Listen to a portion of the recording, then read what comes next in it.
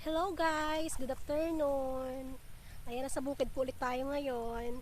Kung makikita nyo, yung palay po ay kasing laki ko. Ayan o. Kasing laki ko yung palay. Hybrid po yan. Umaani po yan ng 150 kaban. Sa isang ektarya or higit pa po.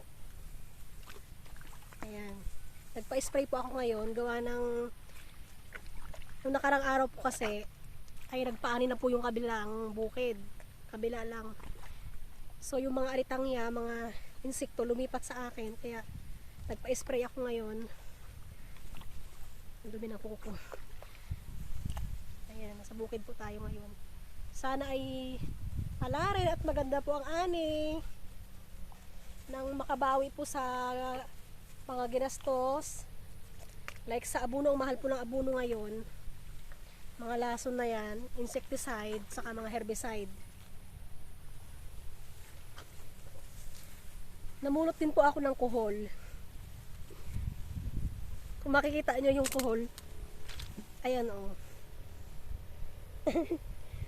Dami.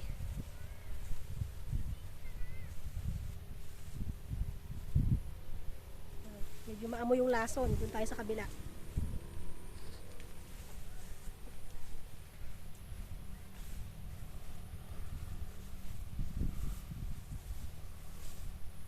Sana maganda yung ani.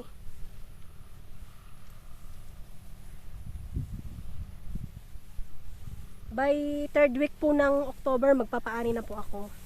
Or baka hindi abutin ng third week. Baka by second week lang po ay aanihin na po yan. Malawak po yan, hanggang doon yan sa dulo.